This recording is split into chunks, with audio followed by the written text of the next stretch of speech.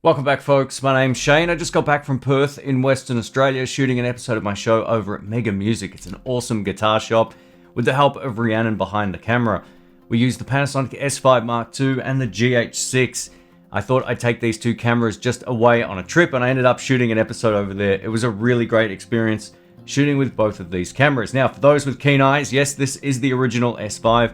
The S5 Mark II's gone back to Panasonic while I await a retail boxed version. If there's any changes from that to my original review, I'll talk about that in a follow-up video. But using the pre-production Panasonic S5 Mark II along with the retail version of the Panasonic GH6 gave me excellent results. The GH6 and S5 Mark II complement each other perfectly. One would be each other's A or B cam without any question. So I'm going to talk about the overall shooting experience, how little post-production I actually had to do, and how great these two complemented each other in terms of color science. One of the reasons why I wanted to put this video together was to show off the attributes of the GH6 and the S5 Mark II. Both of these cameras excel in different ways.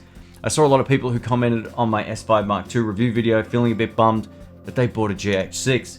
You shouldn't. This is an absolute powerhouse of a camera.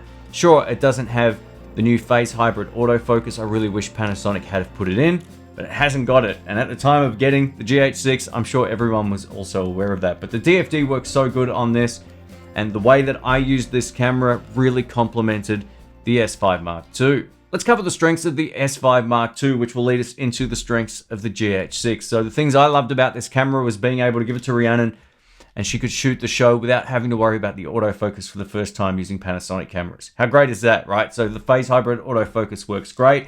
If you plan on getting an S5 Mark II or the X, get it with the kit lens. We shot the entire episode as the A cam with the kit lens, and it was great. F3.5 to 5.6 doesn't sound that exciting, but that 20mm field of view on the wide end is awesome at 3.5, and it also gives you enough background separation without getting excessive.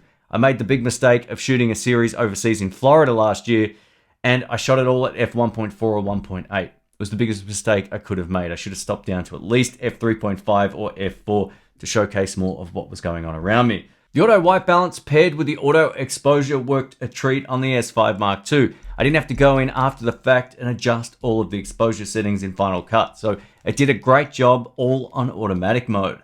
Additionally, the stabilization system in the S5 Mark II is amazing. It's by far the best full frame one I've ever used, and after shooting with the Sony FX3 and A7S III overseas last year, I had to run a lot of that through Catalyst Browse. This looked great straight out of camera. While we're on the shoot, I asked Rhiannon what she thought of the S5 Mark II after using the Sony FX3 and A7S III while we were overseas last year, and she said, I much prefer this, it's way more comfortable and it also feels lighter. So there you go, that's from someone with hands-on experience. Alright, I've just changed cameras. Let us know if you can see a huge difference while we talk about the Panasonic GH6.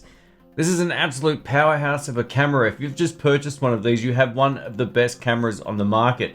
I don't care what anyone says about this particular camera, it's exceptional. I own a Sony FX3, Sony A7S III, and the slow motion out of the GH6 is every bit as good, except we get all the great filmmaker tools that Panasonic have given us for years.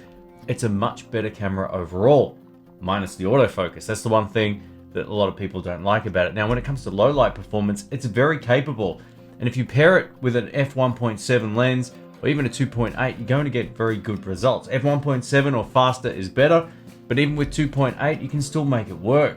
Pair the GH6 with this little 25mm f1.7, and you've got yourself one of the best B-roll cameras ever. This is a really great combination. The reason why is we get f1.7 light, but we get the depth of field of f3.4, which gives you more in focus, which is what you want anytime you're shooting products. The last thing you want to see when you're overlaying product B-roll is the corner of something, so that's where Micro Four Thirds really shines. Additionally, the GH6, even paired with this cheap little 25mm lens, allowed me to get right up close to a lot of the products. The minimum focusing distance on the Micro Four Thirds camera gives us the advantage to get in there close and to also show more in focus at any particular time. The GH6 had no problems, even in irregular lighting conditions, maintaining super crisp and clear images at 4K at 100 or 120 frames per second. So if you're looking for a great B-roll camera, this is one of the best. Secondly, the IBIS system in the GH6 is the best Micro Four Thirds IBIS I've ever used, even after using Olympus cameras. So This is on a whole other level. It's much better than the original GH5 and GH5 Mark II, which I've owned. So the IBIS in here is crazy good. And thanks to the IS boost mode, which locks it off like you're on a tripod handheld, you get some really great product B-roll. And again, the image quality paired with the IBIS, paired with that minimum focusing distance and overall usability gives this the big thumbs up. Thirdly, the GH6 gets the advantage when it just comes to its straight up usability. I love the fact we get more custom function buttons, but the best thing of all is this flippy tilty screen. Having it flip up like this is far better for just overall ergonomics. You can be much more centered behind the camera as opposed to just having it off to the side and tilting your head to the side. That was slightly exaggerated, but you get the point, right? So the GH6 has my favorite implementation of a flippy tilty screen. I really love this, and it really sets it apart from the S5 Mark II. Maybe the biggest workflow advantage to the GH6 is that there's no additional crops. Sure, we get that micro 4/3 sensor with a 2x crop, but that's not a digital crop. That's just its native format. So I don't regard that as an actual crop because the lenses are made specifically for micro 4/3. The S5 Mark II can't shoot 4K 60 without cropping in, and it doesn't do any higher frame rates than 60 frames per second in 4K. So just keep that in mind. This is where the GH6 really shines. You can use one lens, switch modes, switch frame rates, and the field of view will be identical. Again, this is where the GH6 has a massive advantage. Let's talk about the end result because this is what matters most. You can get great results with either of these two cameras if you work towards their strengths. If you need that phase hybrid autofocus, the S5 Mark II is a no-brainer, but if you need 4K at 120 frames per second, the GH6 absolutely wipes the floor with the S5 Mark II. As good as the slow motion can look up to about 120p in HD, it's not 4K, and there's a noticeable difference on the timeline, especially if you have a 4 or 5K monitor for your editing workstation. Thanks for watching, folks. My name's Shane. I'm going to wrap this video up by just talking about the practical example that you've seen on screen. So while this isn't the most professional shoot, it's total run and gun, right? So that's what it's all about. This isn't with any fancy lighting. We just go in and we shoot the show.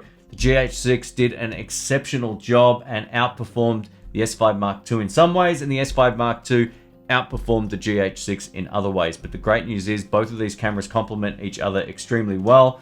And whether you've got one or the other right now, you've got an absolute powerhouse of a camera. Learn to use the camera to the best of its ability and you'll get great results. Thanks for watching. Catch you soon. See ya.